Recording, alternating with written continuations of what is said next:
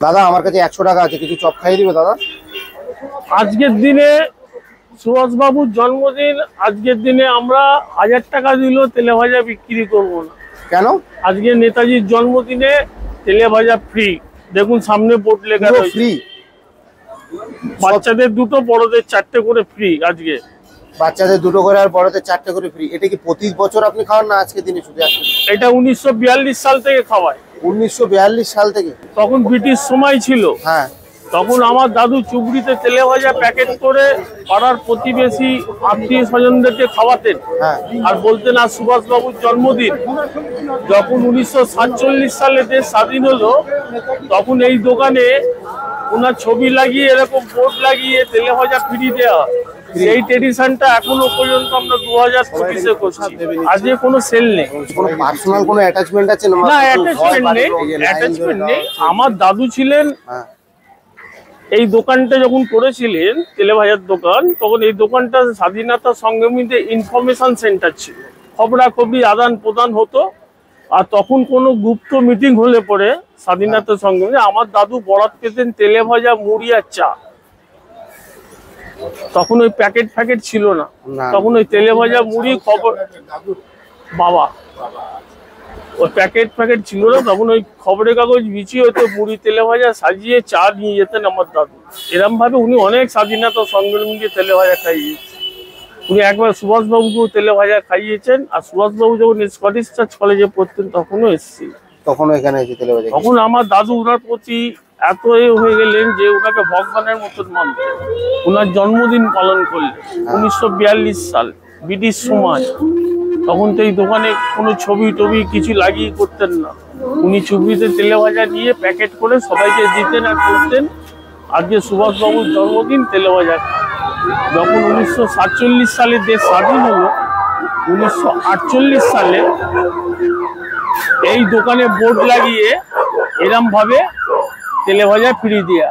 সেই ট্রেডিশনটা এখনো 2025-এ আমরা ধরে রেখেছি। আপনি কত নম্বর জেনারেশন দাদা? আমি থার্ড, 3 নম্বর জেনারেশন। 3 নম্বর জেনারেশন। কি কি তেলে ভাজা পাওয়া যায় আপনার দোকানে? আজকে পাওয়া যাবে ফ্রিতে আলুর চপ, বেগুনি, পেঁয়াজি, ফুলুরি আর ফুলকপির বড়া। এই ফ্রিটা কতক্ষণ? এটা লিমিটেড? এইটা আমাদের মোটামুটি ধরুন 9টা থেকে আরম্ভ হবে, 3টে অবধি চলবে। 3টে অবধি চলবে। এই সেম আইটেম কন্টিনিউ চলবে। ঠিক আছে। আর আজকে বিক্রি হবে না। বিকালের দিকে যে আপনারা যে চপ বানান না, চপ আর বিকেল হবে না, দোকান সাজিয়ে খোলা থাকে। খোলা থাকবে শুধু।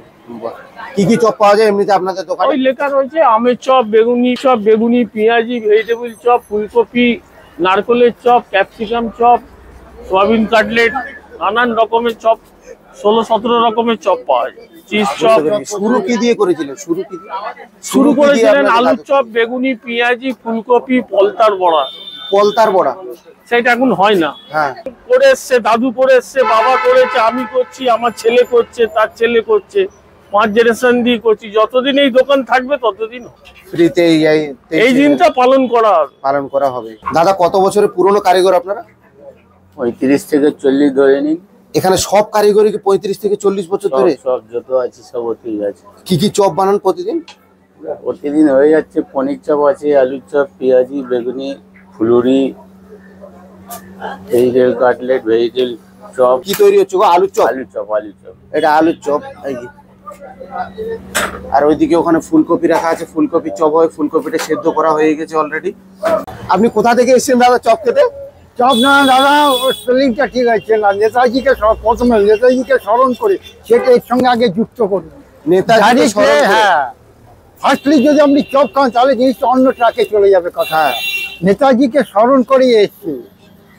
বাহ, মানে নেতাজিকে স্মরণ করে। হ্যাঁ, নেতাজি যখন নেতাজিকে স্মরণ করে তার একটা সিম্বল দেখুন দাদা। আমি ফোনের ব্যাক কভারে তিনি নেতাজির ছবি লাগিয়ে নিয়েছি। মানে সিম্বল এটা আমার হচ্ছে। কোথায় বাড়ি? কোথায় আপনার? আর বাসা হচ্ছে মানে লালিসিনা প্রপার আপনার নপাড়া, কালীবাড়ি রোড, লালিসিনা মলের পিছনে, মানে খেলাবরতলা। আপনি এত দূর থেকে নেতাজির ভক্ত হিসেবে এখানে এসেছেন? হ্যাঁ, আমি 4:30 স্নান করেছি, 5টা স্নান করেছি। বুঝলেন? পাঁচটা এই ঠান্ডার মধ্যে 5টা চান করে আগের দিনে আপনি জল এখানে দিয়ে এসেছেন। কোনো গরম জল দিয়ে ব্যবহার করিনি। আপনি কি প্রতি বছর আছেন না শুধু আমি গত বছর শুনেছি যেসব হওয়ার পর দেশে জানিয়ার পর আমি ওটা মাথায় রেখে দিয়েছি, হ্যাঁ। এই চিন্তা ভাবনাটা। আমি ফোন ঘেটে ঘেটে না ঠিকানাটা আমি জোগাড় করেছি। ওই যে দেখুন দোকান আর লাইন দেখেছেন কতটা পড়ে গেছে। আর আপনার লোকেশন কি?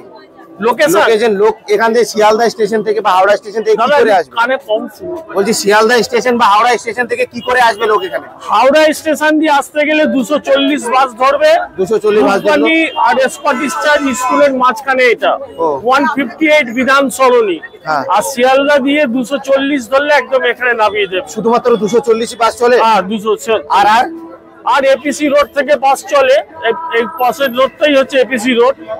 থ্যাংক ইউ দাদা। টাইমিং দোকান থেকে টাইমিং কখন? হ্যাঁ, টাইমিং কখন দোকানে? দোকানে সকাল 7টায় খোলা হয়, হ্যাঁ। 12টা অব্দি ভাজা হয়। দোকান খোলা থাকে, আবার 3:30 দিয়ে শুরু হয়, রাত্রি 9:30 অব্দি খোলা থাকে। Thank you. এই যে দেখতে পাচ্ছেন ফুলুরি দিয়েছে আমাকে, দুটো ফুলুরি আছে। ফুলুরিটা পুরো ক্রিস্পিনেস আছে একটু। আর হচ্ছে এই যে একটা হচ্ছে পেঁয়াজি, আর হচ্ছে একটা বেগুনি। বেগুনি দিয়েছে এখানে। তো আমরা প্রথমে ফুলুরিটা একটু টেস্ট করি। অনেক ফুলুরিতে কি হয়, ভেতরের জায়গাটা সেদ্ধ হয় না, সাইজটা বড় করার চক্করে, কিন্তু এটা সাইজটা ছোট থাকার জন্য পুরো সেদ্ধ হয়ে ভালো খেতে একদম ক্রিস্পিনেস আছে। পেঁয়াজিটা ভালো, কিন্তু ভেতরেরটা অল্প একটু আর একটু যদি সরু হতো তো ভালো হতো। তো ভেতরটা একটু কাঁচা কাঁচা ভাব আছে। এবার আমরা খেয়ে নিই বেগুনের চপ। তো ওভারঅল পেঁয়াজির চপটা খেয়ে যেটা মনে হলো যে পাশে আশেপাশের দোকানে যেরকম নর্মাল হয় সেরকমই খাবার, কোনো এক্সট্রা অর্ডিনারি খাবার না, যে বেগুনের জায়গায় বেগুন থেকে ফুলকপি বা অন্য কিছু বেরিয়ে আসবে, ওরকম না, নর্মাল চপ।